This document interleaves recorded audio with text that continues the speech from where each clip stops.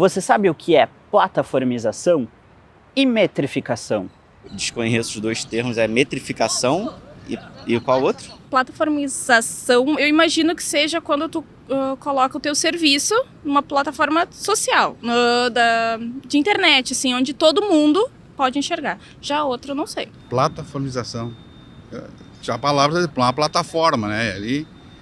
E a metrização deve ser para medir sei lá, o tempo com relação ao custo e benefício, relação dependendo da atividade, para fazer o cálculo do valor do trabalho. Plataforma, mais ou menos, assim, eu sei o que é, o que significa, mas o que tu falou não sei. Olha, me remete, assim, metrificação a alguma coisa de metragem, algum tipo de cálculo de distância, alguma coisa assim, mas nunca ouvi o termo mesmo. E plataformização me remete a algum tipo de ajuste que você faz, algum tipo de solo para fazer algum tipo de plataforma, alguma coisa do gênero. E a plataforma deve ser um banco de informações e de dados ali que vão facilitar que tipo de profissão, que tipo de atividade que a pessoa vai ter a capacidade de realizar. Então, sim, os algoritmos de hoje em dia estão muito inteligentes, né? Qualquer coisa que você pesquisa ou fale até, começa a aparecer para você nos anúncios, nas publicidades das redes sociais, principalmente. Na internet, assim, tu pesquisa algo e tu vai abrir ali o Google, né, na tua internet e aparece uma chuva, né, de informações relacionadas àquele assunto. Você já deve ter reparado que quando pesquisamos algo na internet, passamos a receber diversos anúncios e sugestões sobre aquele tema. Isso ocorre porque muitas plataformas coletam informações sobre a nossa navegação online. E essas métricas são repassadas às empresas que vendem produtos, serviços e até mesmo notícias. Mas quais são os efeitos da plataformização e da metrificação sobre o trabalho dos jornalistas? Foi essa pergunta que a pesquisadora Janaína Kalsin tentou responder em sua tese de doutorado. Em 2022, o trabalho dela foi reconhecido com o prêmio Adelmo Genro Filho, da Associação Brasileira de Pesquisadores em Jornalismo. Janaína, muito obrigado por aceitar nosso convite e participar aqui do Pesquisa em Pauta.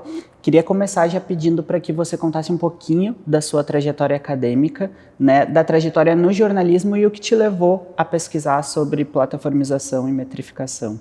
Guilherme, é bem isso, assim, para poder falar um pouco dessa minha pesquisa do doutorado, eu necessariamente preciso falar da minha trajetória, porque essa pesquisa de doutorado, ela partiu muito de uma inquietação minha, enquanto jornalista de redação mesmo. Bom, eu comecei trabalhando com jornalismo ali por volta de 2005, comecei trabalhando no Diário Gaúcho, um jornal popular aqui de Porto Alegre. Quando me formei, fui para a redação da Zero Hora, comecei trabalhando com esporte, fiquei trabalhando lá uns 2, 3 anos, e fui fazer meu mestrado fora. Consegui trabalhar com um cara que eu admirava muito, que é o Nelson Traquina, um cara muito importante assim para pesquisa em jornalismo, para nós brasileiros, especialmente por escrever em língua portuguesa. Fiz o meu mestrado lá, então concluí. Quando voltei para a RBS de novo, mas aí para Santa Catarina, fiquei um tempo por lá trabalhando como editora de esportes, voltei para Porto Alegre de novo, para Zero Hora de novo, e por ali fiquei um bom tempo. Passei pelas editorias de geral, política, esportes, então fiz de tudo um pouco dentro da redação. E a redação é um ambiente muito intenso, né? Assim, tudo que a sociedade de certa forma vê, ouvia até então naquele período, porque agora a gente tem as plataformas, né? Se passa muito por esse olhar, por essa lente do jornalista, né? Então, trabalhar na redação foi aquele ambiente intenso, de muito aprendizado, e que no finalzinho, um pouco ali por volta de 2015, por aí, eu comecei a sentir uma coisa que estava me incomodando um pouquinho, digamos assim, que era o uso de softwares que mensuravam as matérias, softwares que diziam assim, o que os leitores estão lendo agora, de onde eles estão lendo, por que isso está tendo mais leitura ou não, e isso direcionava muito o nosso trabalho enquanto jornalista. E eu fiquei pensando, puxa vida, mas tem alguma coisa aí, porque eu já não posso mais Janaína, jornalista, editora, decidir sempre o que é um valor notícia, o que é importante, o que não é. E sim, esses softwares me mostravam isso. Então, daí partiu muito a inquietação, a minha pergunta de pesquisa desse doutorado. Antes da gente continuar, você já deu uma pista, mas eu queria te pedir para explicar, até porque são termos relativamente novos e para quem não é da área, mais ainda estranhos, o que é a plataformização e o que é a metrificação. Certo. Bom, eu vou tentar ser bem didática, mesmo para o nosso público entender. Toda vez que a gente compra um livro ali pelo Amazon, a gente dá um likezinho no Facebook, toda essa nossa movimentação, pegando um Uber e tal, o que acontece? Seria trivial, tranquilo, se a gente só fizesse, pedisse o livro, pegasse o Uber, desse o likezinho, né? Só que o que acontece? Essas plataformas danadas, né? Elas fazem todo um rastreio de comportamento nosso. Do que significa esse like que a gente deu, do que significa esse Uber que a gente pegou. Então tem um monitoramento do nosso comportamento enquanto indivíduo, né? E essas plataformas, o que acontece no jornalismo? Assim, hoje em dia, são as plataformas que, de certa forma, decidem o tipo de conteúdo e qual conteúdo a gente vai ter acesso.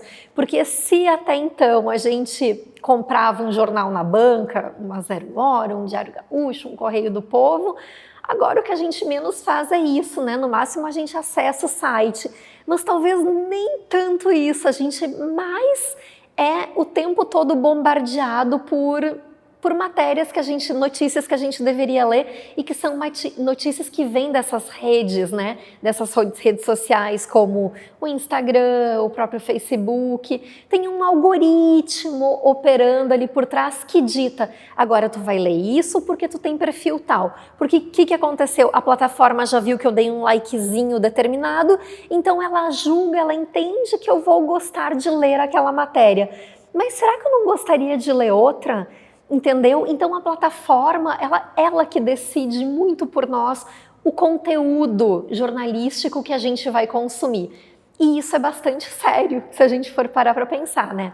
E aí falando um pouquinho da metrificação, então, que tu me perguntou, que é um termo que eu até utilizo na tese, que eu tento trazer, né, que é o jornalista metrificado, mas talvez voltando um pouquinho atrás, dizendo o que é essa metrificação, é tu poder medir o tempo todo a performance e o comportamento da tua audiência.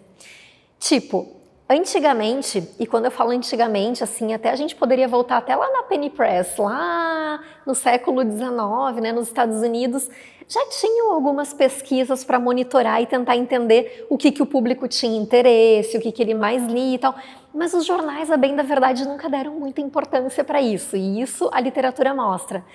E o que a gente vê agora, assim, que os jornais, né, os sites, eles dão muita importância para isso, que esses programinhas como Google Analytics e Chartbeat, que são os principais utilizados pelas redações brasileiras, o que eles utilizam?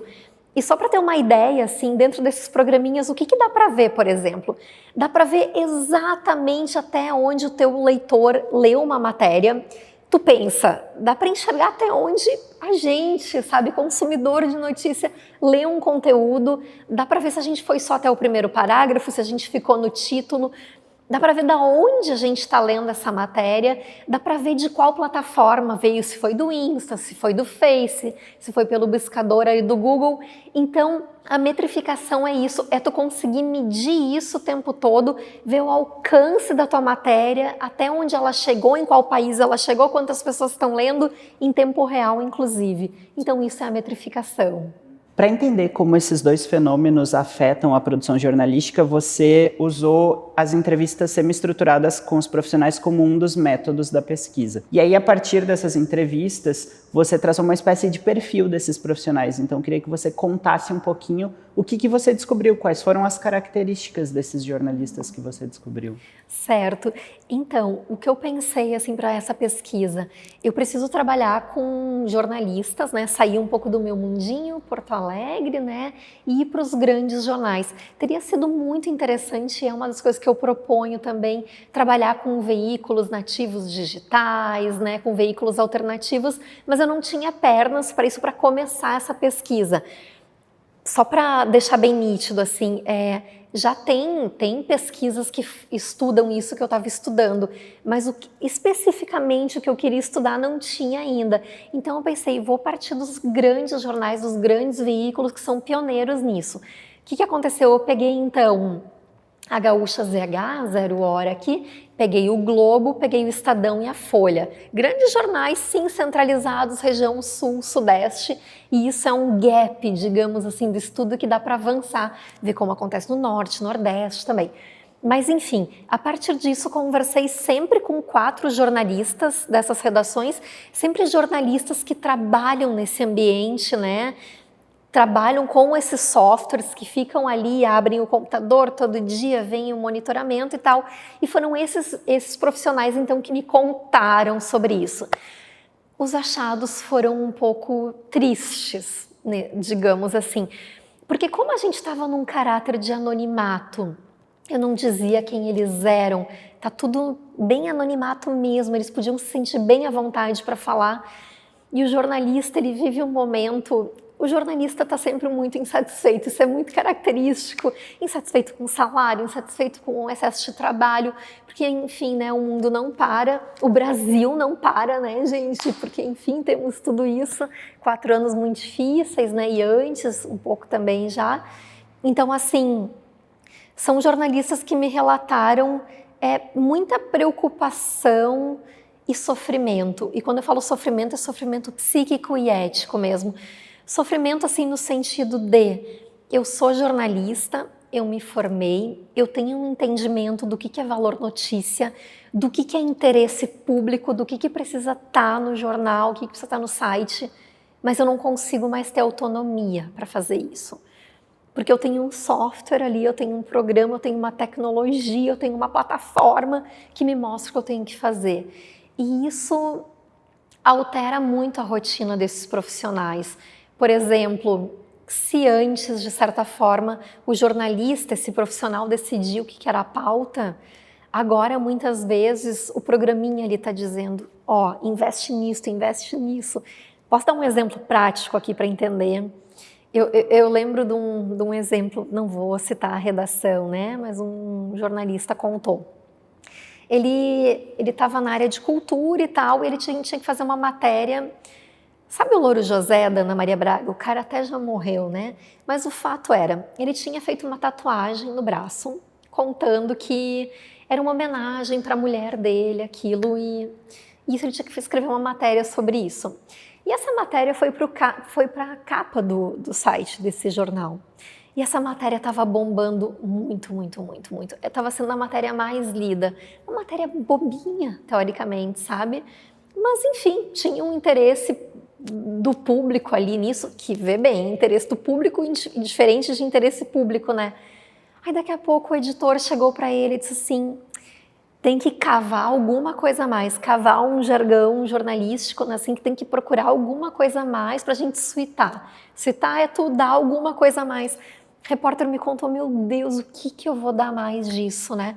Ele foi lá e descobriu que a mulher também tinha feito uma tatuagem, então foi uma nova notícia que foi para a capa do site, rendeu muitos cliques.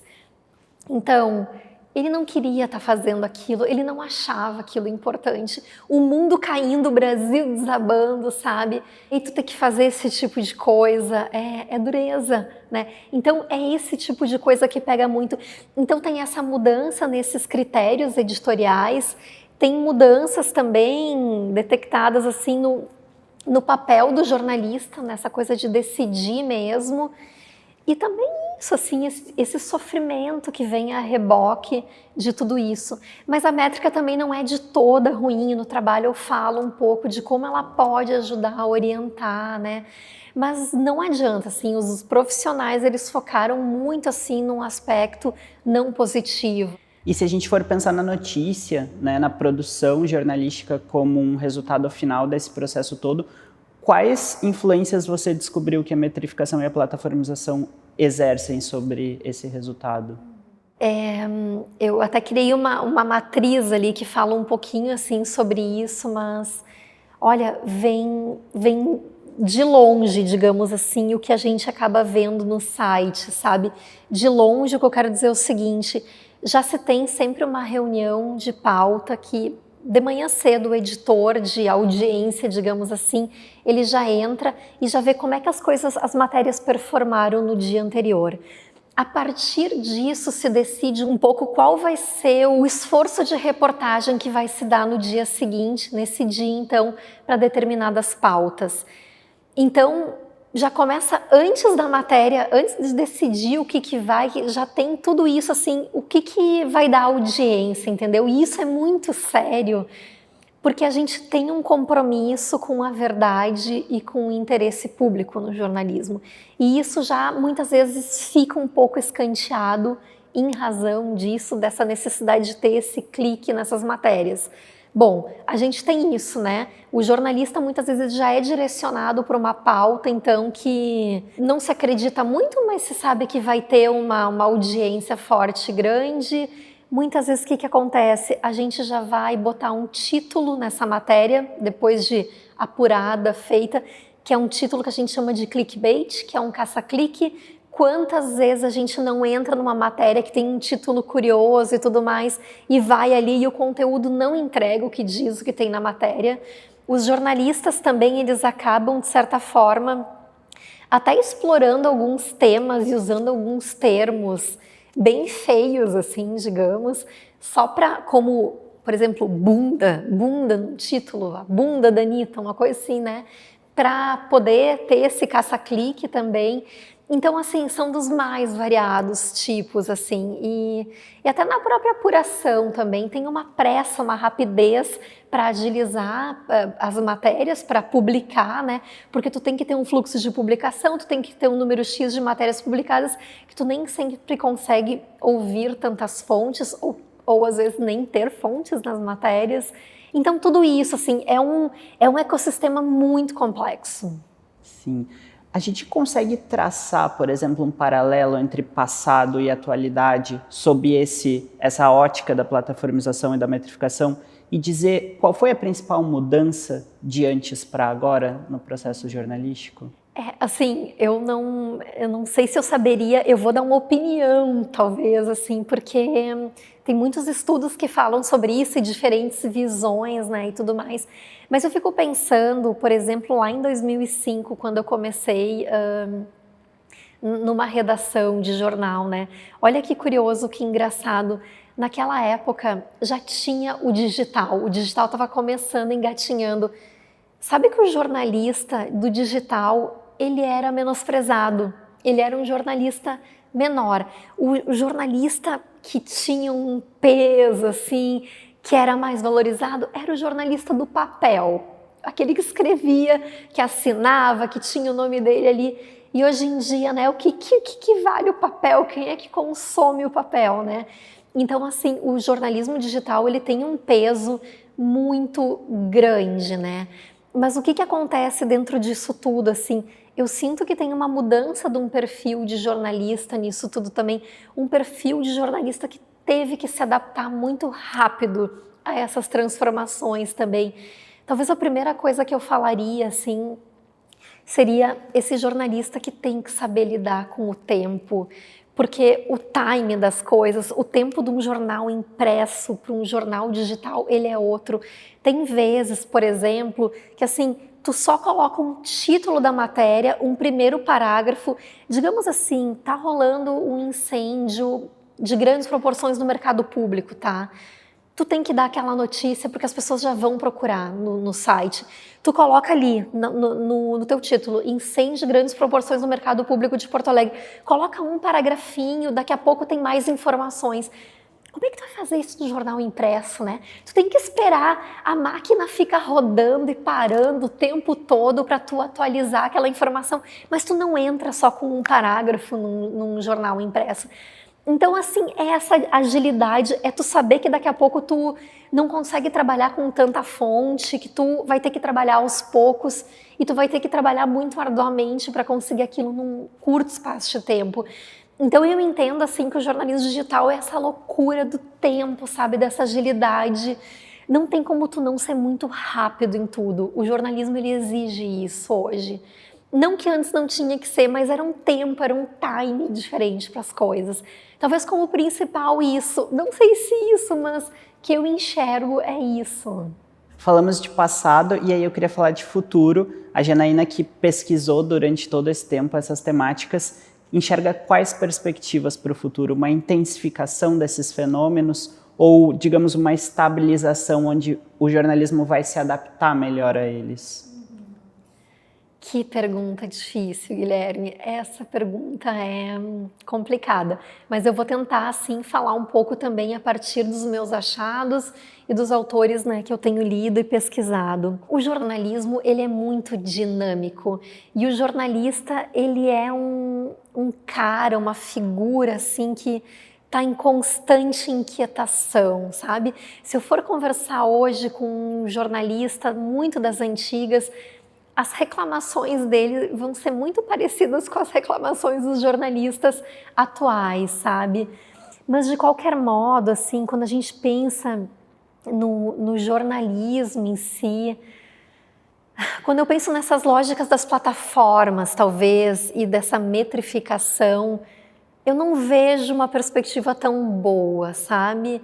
Tanto que ali na tese, uma das minhas sugestões, assim, até é assim, falar para os editores, né, para esses caras mais cabeças dessas grandes redações, né, pensar, olhar de forma mais holística e ouvir um pouco mais esse jornalista e tentar pensar um pouco mais o que pode ser feito, porque o jornalismo e o jornalista mais em si, ele tá com um sofrimento psíquico e ético muito grande. E isso pode se refletir na qualidade do jornalismo também. Eu entendo que a sociedade, ela é contemporânea, ela é plataformizada e dataficada. Não é só no jornalismo que os dados e os números estão, eles estão na área da saúde, qualquer profissional hoje tem que responder, tem que produzir, né? E isso é um pouco dessa lógica neoliberal empreendedora também, desse neo-sujeito que tem que conseguir números, né? E tem que performar a qualquer custo. E aí eu falo um pouco assim, acho que não tem como não falar nessa lógica que a sociedade vive, né? Que é dessa busca intensa dos números. Eu não sei aonde isso vai nos levar enquanto sociedade. A gente percebe muitas pessoas adoecendo em função disso, né? E como é que a gente vai medir tudo no jornalismo? Eu não enxergo como a gente consiga fazer isso, porque se a gente quiser medir o tempo todo isso, performar bem o tempo todo, conseguir bons números, eu acho que a gente vai deixar de lado o nosso dever de verdade e o nosso dever também de procurar o que é de interesse público mesmo. Então, assim, se a gente seguir essas lógicas das plataformas, essa lógica da metrificação, eu acho que a gente cria um ambiente ainda mais nebuloso que a gente tem hoje. Não vejo, assim, uma perspectiva muito boa a longo prazo. Acho que a gente tem que pensar muito mais a sociedade e o jornalismo também. Tá certo. Falamos até agora sobre a pesquisa propriamente dita, mas eu queria também falar da contribuição dela e te perguntar qual a importância, tanto para o meio acadêmico quanto para o meio profissional, de se falar sobre essa temática. Olha, eu entendo assim que eu gostaria muito que outros jornalistas lessem essa pesquisa, não só jornalistas como editores também, essas pessoas que pensam essas grandes redações, né? Porque tem essa hierarquia muito grande nas redações, né? Que vai descendo, que vai afunilando muito e Eu sempre digo assim, muitas vezes tem muito cacique para pouco índio, né? Então esses caciques, essas pessoas que estão pensando as redações, talvez olhar um pouquinho assim, entender esse sentimento, né? Tudo isso que se passa também na cabeça desses jornalistas, porque muitas vezes, óbvio, por medo de perder os seus empregos, tudo, muitas vezes a gente não tem coragem de falar as coisas, né? De bater de frente, de dizer o que não acha correto.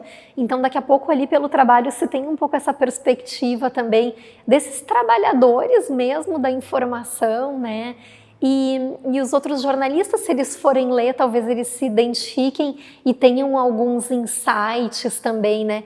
E de modo geral, assim, acho que a plataformização e a metrificação é uma coisa muito atual, muito nova. A gente tem que descobrir, tem muito detalhezinho, muito meandro ainda. Essa pesquisa é um comecinho, sabe, de entendimento. Então tem muita coisa para se pesquisar e para se entender ainda. No ano passado, você ganhou o prêmio Adelmo Genro Filho da SPPJ por essa tese. Então, queria ouvir da Janaína pesquisadora qual a importância desse reconhecimento. Guilherme, eu fiquei muito feliz, assim, para mim foi uma alegria muito imensa mesmo, porque foram 4 anos e meio, normalmente o doutorado dura 4 anos, mas eu tive, né, o prazo de meio ano estendido para fazer, em razão da pandemia da Covid, que esse trabalho foi feito, né, nesse período todo também. Então, assim, o Prêmio Adelmo Genro Filho da Associação Brasileira de Pesquisadores em Jornalismo, ele é tipo o ESSO do jornalismo, só que o ESSO da pesquisa em jornalismo. Então, assim, é um prêmio muito importante mesmo e que eu fico muito orgulhosa de ter recebido realmente. O Prêmio Adelmo também, ele leva o nome de um pesquisador que é muito referência, o Adelmo Genro Filho, que é uma referência para os estudos de jornalismo que todos nós, enquanto jornalistas, né, a gente lê um pouquinho do Adelmo, né, na faculdade, e ele é uma figura muito inspiradora para todos nós, embora, né, já tenha partido. Então, eu acho que esse prêmio foi um pouco a coroação desses 4 anos e meio de muita dedicação. Durante boa parte do doutorado eu fui uma trabalhadora, segui trabalhando em redação, nessa loucura do tempo que eu estava te contando um pouco, né? E conseguindo conciliar também esse contexto de Covid. Então eu me sinto assim, coroada, celebrada, né? E muito grata pelos pesquisadores também que avaliaram isso, entender que essa pesquisa é importante, que ela é relevante e que, enfim, merecia esse prêmio. Que legal. Janaína, quero te dar os parabéns, então, por esse trabalho e agradecer mais uma vez por você ter aceitado o nosso convite e ter aceitado participar aqui do Pesquisa em Pauta da URGS TV. Eu que te agradeço. Muito obrigada a ti e toda a URGS TV.